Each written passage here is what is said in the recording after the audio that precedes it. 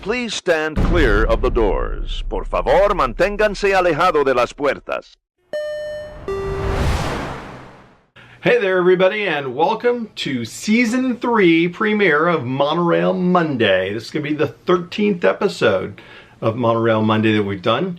If you haven't seen everything we've done before, look below for the link. We've got 2 seasons, 6 episodes each, looking back at my time working Disney, working 8 years at Disney, mostly in monorails, but some other areas as well. Sometimes we talk about stories of Universal. So I worked at Universal for 2 years at the same time that I was working at Disney.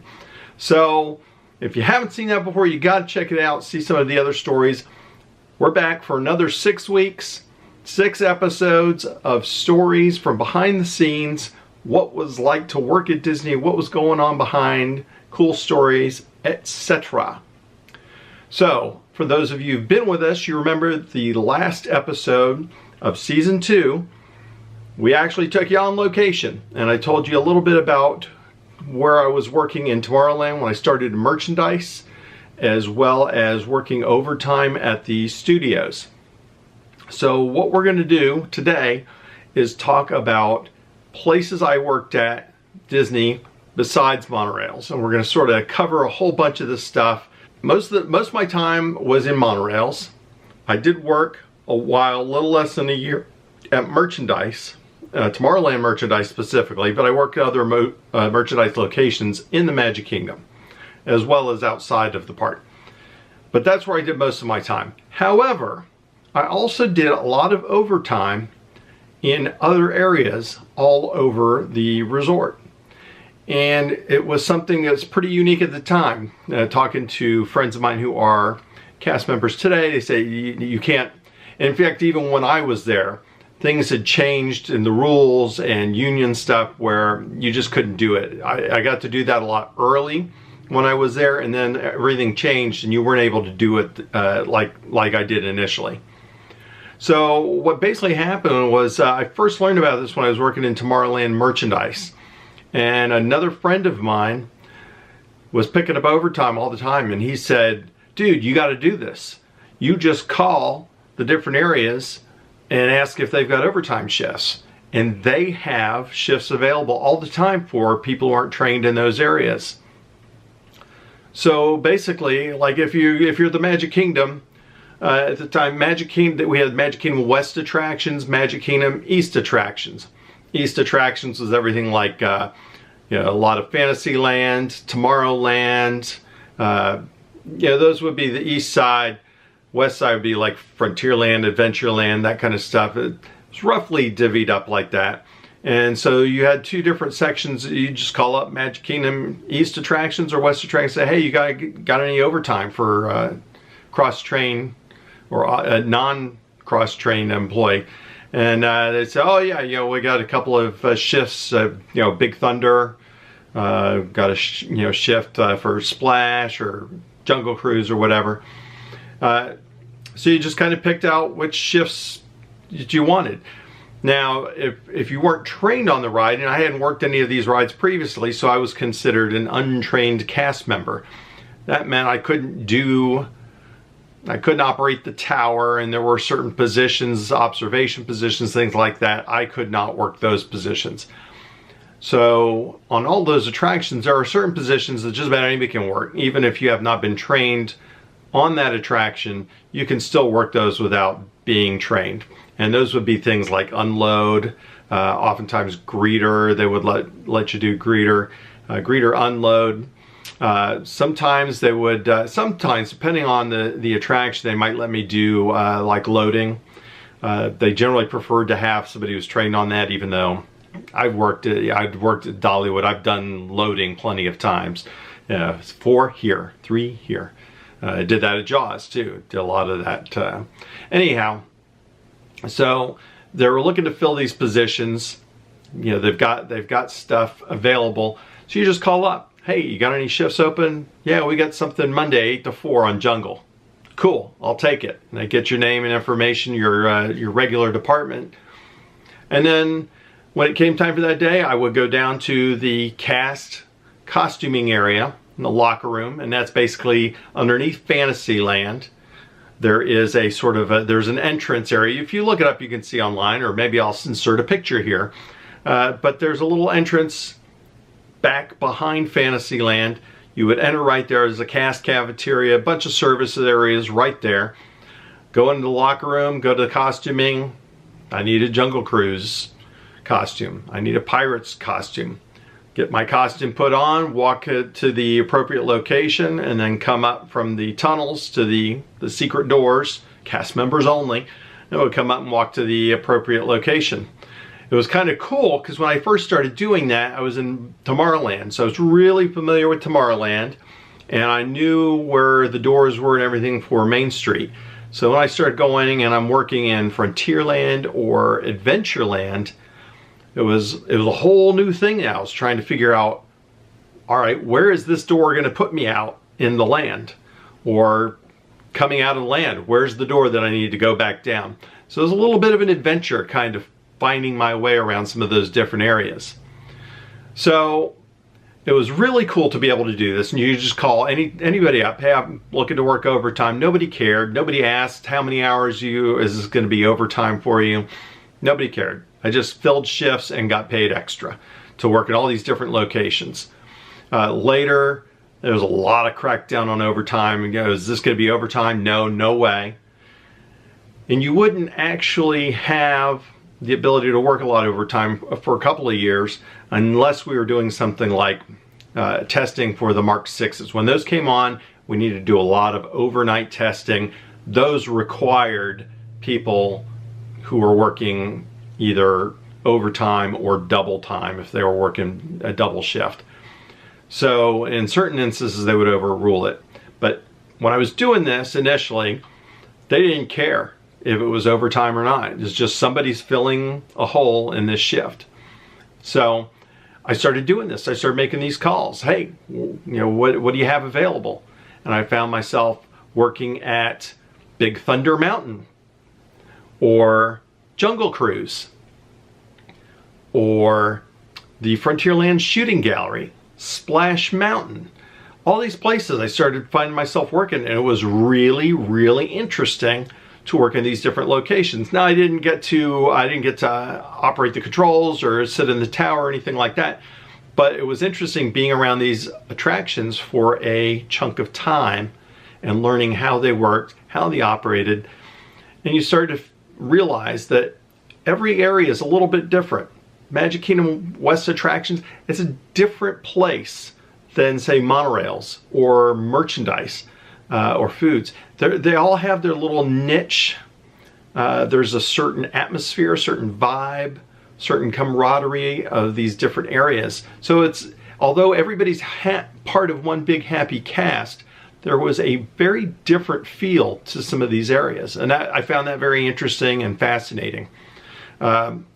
I also, even as a kid, when I went and when the park first opened, 71, 72, 73, 74, 75, I was fascinated to learn anything I could about how everything works. A lot of people say that's not safe for magic if you learn how things work. If you see behind the scenes at the Haunted Mansion, that takes all the magic away. To me, that adds to the magic. I love finding out exactly how these things are done, how it presents itself in the show.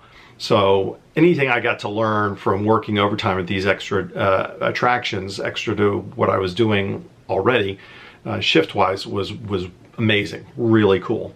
So let's talk about a few of these that I got to experience. One of the first ones I did was Big Thunder Mountain.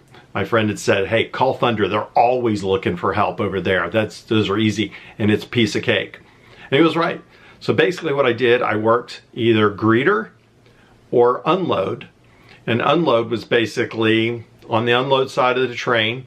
If anybody came up that needed assistance, like a wheelchair, or anybody who was disabled or had a special pass to come through the exit, I would assist them. And I would make sure to notify somebody on the load side, hey, you need to hold a car or a row for me so I can get these folks on.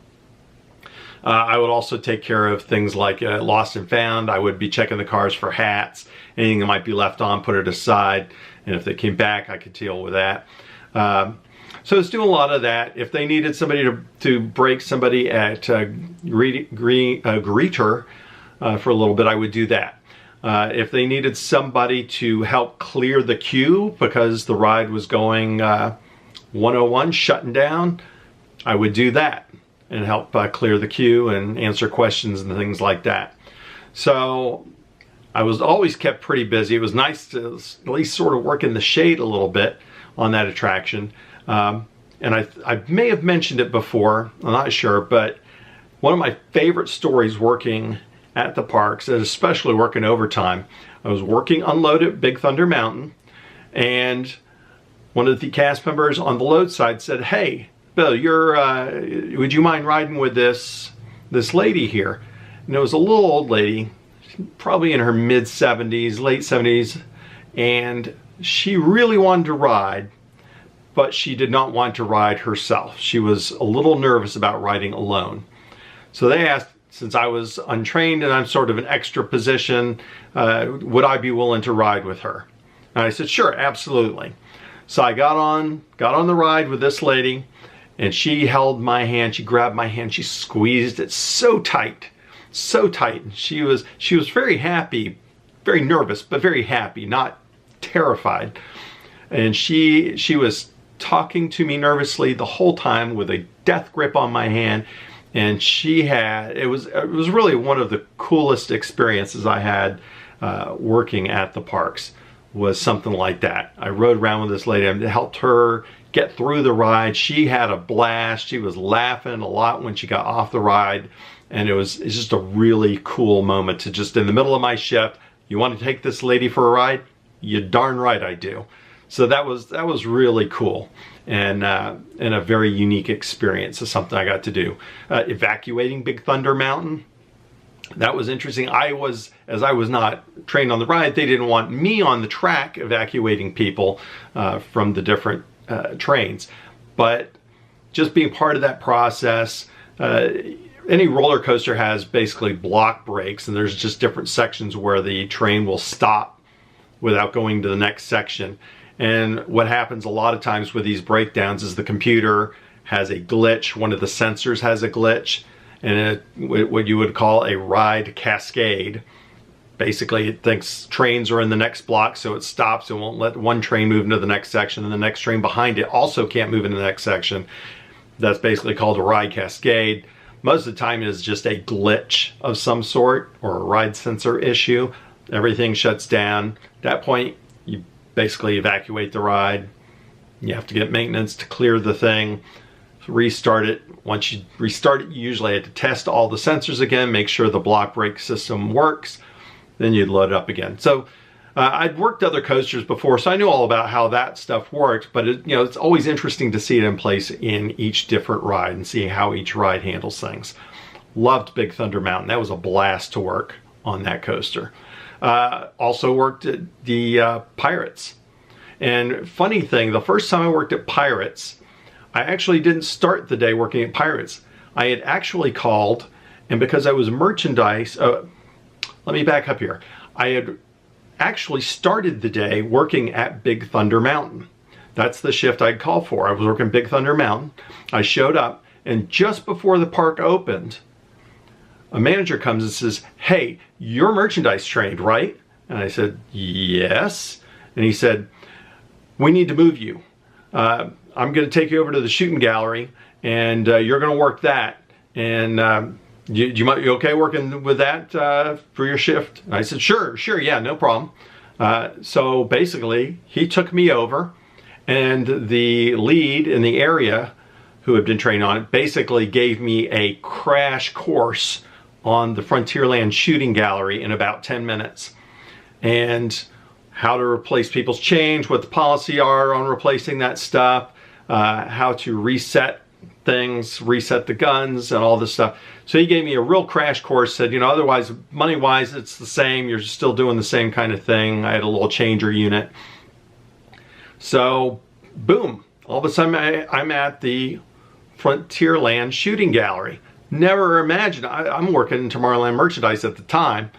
Never imagined I'd be over at the Frontierland shooting gallery, but there I am, spending the whole day. And the guy said He goes, if there's nobody around, if it's slow, he goes, yeah, you can take a few shots. And he showed me how to set it up so I could just shoot for free. So yeah, every time it would go dead for 5 or 10 minutes, I'd sit there and take a few shots. So that was really cool, being in costume and kind of playing around in between groups of people. And it was really fun because you got to be sort of freewheeling with everybody. Everybody's coming up, just like, hey, how's it going? Just chit-chatting and helping them get set up with their gun and telling them cool things to shoot at to get the effects in the shooting gallery. That was the only day that I worked the shooting gallery, but it was so cool to actually get to do that. I mean, there's all these places I've been going to since I was a kid, in 71, 72, 73, etc. And now I'm working these all these different places. But near the end of my time at the shooting gallery, when they actually had somebody who had really been trained for the shooting gallery arrive several hours later, they said, hey, we need somebody over at Pirates. Are you willing to go over there? Yeah, sure. I like Pirates. So I went back down to the costuming, changed into my Pirates of the Caribbean costume, came back up, and I went over to Pirates. And I spent the last couple hours of my shift working at Pirates of the Caribbean, working both unload as well as the greeter position.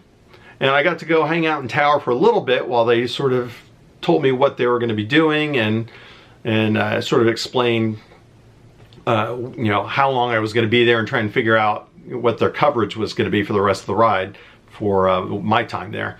So putting the Pirates costume on was cool. The orange and red stockings, that was awesome. I wish I had a picture. Nowadays, everybody's got a camera and a phone in their pocket. You know, I had a nice camera equipment. I had tons of camera and photo stuff, but you know, you didn't carry it around with you when you're working. And so I just don't have any pictures of me in costumes in all these different areas. I really wish I did, though. In my opinion, really liked. I thought I looked good in that Pirates outfit. I really liked that. It was hot. It was really hot, but it was a lot of fun wearing that costume. And when I worked unload, I heard there used to be the Pirates call as you were departing from dock, as you would proceed on the conveyor out into the water. You would hear, "Ahoy there, mateys! Keep your hands and arms inside the boat at all times. Arr!" So I heard that over and over and over and over. Same thing with Thunder. You hear that spiel over and over and over. This here's the wildest ride in the wilderness. You heard that stuff, and I was like, I dream hearing that. And I just worked overtime. I wasn't there every day. I was just periodically spending a day there. So I can imagine you were there every day hearing that. But Pirates was great. One of the things I remember distinctly early on was that somebody said, watch out for the manager. The manager here likes to make people do stuff that he could have done himself. And I got to find that out firsthand when a manager had walked by going to the tower. So he was going behind Pirates, and he walked all the way out front to get me, the greeter, and said, "Hey, I need to show you something." And he pulled me away from the greeter position all the way to the back of the ride, entering, you know, back behind the building in a cast member entrance. And he pointed out some paper or some trash and says, "Hey, can you pick that up?" And I thought, well, wait a second. You just walked by that going into the cast member to go see the person in tower. And you walked past it coming to get me so that we could all walk around again to point out that piece of paper for me to pick up. And I thought, you know, you could have picked that up twice before you came and got me to pick up a piece of paper. It wasn't like it was some kind of spill that needed addressing. It was, you know, some piece of paper or plastic cup or something. So then I just thought, well, what are you coming to get me for? You could have picked that up and tossed it in the trash, and 10 seconds it's over. And so that, you know, that kind of was just weird. I'm like, what is this guy's deal? So work at Pirates was a lot of fun. You know, the smell, everybody loves the smell of the water. You know, it got old after a little while. But Pirates was really cool. I did a couple of shifts at Pirates, and and it was just fun. I also did Jungle Cruise, and Jungle Cruise was a blast. Mostly working unload and just helping people, you know, straddling the dock in the Jungle Cruise boat, pulling people off, helping people off, helping folks who maybe had wheelchairs and needed assistance getting on. So it was mostly unload, a couple of times at greeter, and that was a lot of fun. And even though I wasn't necessarily in their area, sometimes you'd have the skippers would be joking around with the people on the dock. So sometimes they would throw some jokes at me and stuff like that, laugh, and you sort of have a play with them. Jungle Cruise, that's one place I think I would have loved to have worked, because I definitely love the jokes. I could have done that, and I spieled on Jaws, which it's a similar kind of thing, less focused on the bad jokes and more focused on the sharks attacking. But there was a lot of the similarities, and Jaws was great, and I think I could have done really well with Jungle Cruise, but I never transferred over there. But Jungle was really cool, very unique place that has its own vibe. There is a real, especially any spieling attraction, there is definitely a cool sense of camaraderie. It's a little bit different. There's a little more to it than just hitting the controls or loading and just sending in attractions like, say, Peter Pan, sending it on its way. There's a little more involved when you're doing that, and you got to watch pacing. You got to react to the people who are on your boat and stuff. There's a little bit more to it, and so there is a certain extra camaraderie in that kind of area, and it's something that also existed with monorails. Monorails, there was a definitely tight-knit, close camaraderie in that area. So that's just a couple of places. We've only touched on a handful at this point. There are more places I've worked. I worked some places at Epcot that was mostly foods. Did not work any attractions at Epcot. And in that previous episode, episode 12 from season 2, I also worked at the studios, and I show you talk about a couple of those locations there, neither of which actually exist anymore. Also, if you have not seen on Twitter, I was on the Mouse Knows Best podcast recently, and I'll put a little link to the episode down below, and we talked about a little bit about my time working in monorails, as well as earliest memories. Everybody talked about their earliest memories visiting Disney. So that was really cool, getting to hear everybody's memories from their first visits, which range from way back in the 70s for a couple of us to only going in the last 10 or 15 years. So it's really interesting to hear some of that. So definitely check that out. So we'll talk about another episode. We'll probably talk about more overtime and more different places I worked. It was really cool to be able to work different areas and see how things are in other parks, other attractions, or even at the resorts. So hopefully we'll talk about a little more of this soon. We'll have another episode coming up next Monday. More behind the scenes. We're going to have a couple of monorail stories next week. So thanks for joining us. Please like, subscribe, share, comment, tell your friends. Tell us, ask if you have any questions, or if you have any comments of things you want to hear, what I can tell you from my experiences at working there in the past. Please let me know. And next week we'll talk about some stories. Remember, kids, have a good time all the time.